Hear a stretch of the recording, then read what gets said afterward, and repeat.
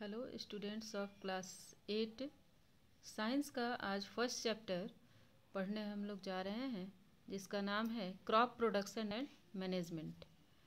Crop production and management.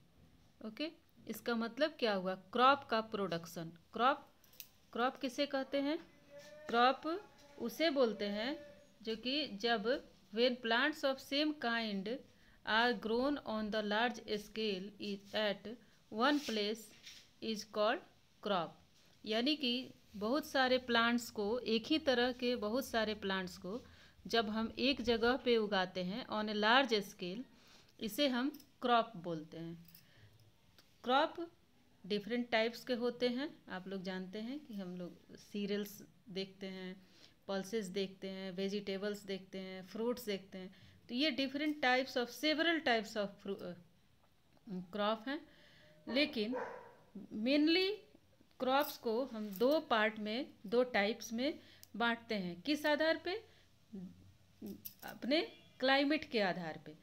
कहाँ पे कौन सा क्लाइमेट है, कैसा है, कहीं बारिश बहुत ज़्यादा हो रही है, कहीं बहुत बारिश कम हो रही है, कहीं का क्लाइमेट टेम्परेचर बहुत ज़्यादा होता है, कहीं का कम होता है। इन सारी चीज़ों पे हमारे इंडिया में देखते हैं कि बांटा गया है सारे क्रॉप्स को दो टाइप में, मेनली टू टाइप्स में। पहला है खरीफ क्रॉप। खरीफ क्रॉप किसे बोलते हैं? जो कि रेनी सीजन में होता है, रेनी सीजन में उगता है। इसका टाइम पीरियड जून टू सितंबर कहा जा सकता है। रेनी सीजन इसी में ज़्यादा होता है। और इस सीजन में जिन क्रॉप्स को हम कल्टीवेट करते हैं, उगाते हैं, वो हैं राइस, सोयाबीन, मेज, ग्राउंडनट, कॉटन, etc। ये इनको हम बोलते हैं खरीफ क्रॉप। ठीक है। और रबी क्रॉप दूसरा टाइप है, रबी क्रॉप, जो कि विंटर सीजन में हम उगाते हैं, जिसका टाइम पीरियड हम बोल सकते हैं अक्टूबर टू मार्च होता है। इस सीजन में हम लोग जानते हैं कि इस सीजन में बारिश कम होती है। रबी क्रॉप जो है वो उसके लिए कम पानी की ज़रूरत होती है, इसलिए ये विंटर सीजन में, और टेम्परेचर भी कम चाहिए, इसलिए ये विंटर सीजन में होता है। और ये कौन कौन से प्लांट्स होते हैं? वीट होते हैं, ग्राम होते हैं, मस्टर्ड होते हैं, पी होते हैं। ये सारे रबी क्रॉप इनको हम बोलते हैं, जो कि ड्यूरिंग विंटर सीजन होते हैं। एक तीसरा टाइप और भी होता है, जैड क्रॉप, जो कि समर सीजन में होता है। इस टाइप में कुछ प्लांट्स को हम रखते हैं जो कि दाल हैं, कुछ पल्सेस हैं, कुछ वेजिटेबल्स हैं, जो कि समर सीजन में होती हैं। ठीक है।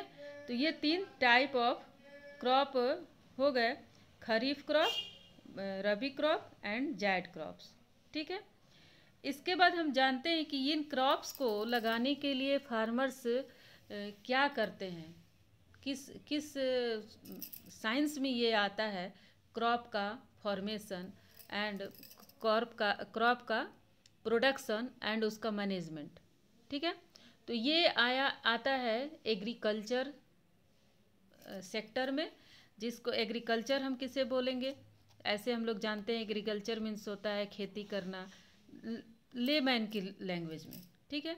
लेकिन in the science it is the science of farming including cultivation of the soil for growing of crops and the rearing of animals to produce food, wool and other products called agriculture। यानी कि सिर्फ crop को उगाना और उसका management करना ही agriculture नहीं होता है। उसके साथ साथ जो हम एनिमल्स को भी पालते हैं, उनसे दूध लेते हैं, उनसे ऊल लेते हैं, उनसे हनी लेते हैं, उनका मीट लेते हैं, ये सब चीज़ें भी एनिमल, यानी कि rearing of animals is also included in the agriculture.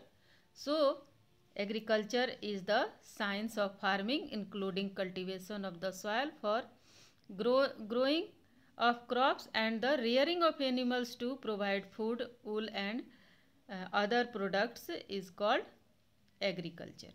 okay? अब ये एग्रीकल्चर कैसे होता है, कैसे हम लोग करते हैं? सिर्फ अगर हम फार्मिंग की बात करें कि फार्मिंग में क्या क्या होता है, कौन कौन सी प्रैक्टिस काम होती हैं जिससे कि हम क्रॉप को का प्रोडक्शन कर पाते हैं। तो फार्मर्स जो हैं वो all activities which farmers do for the cultivation of plants are called agricultural practices.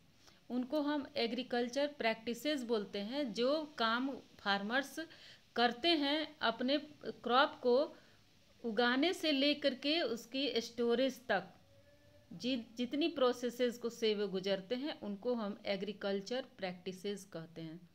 इनको हम कुछ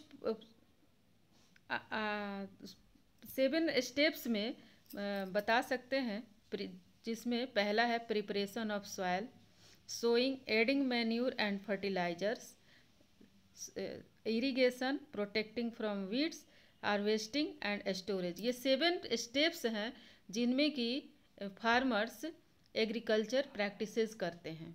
ओके।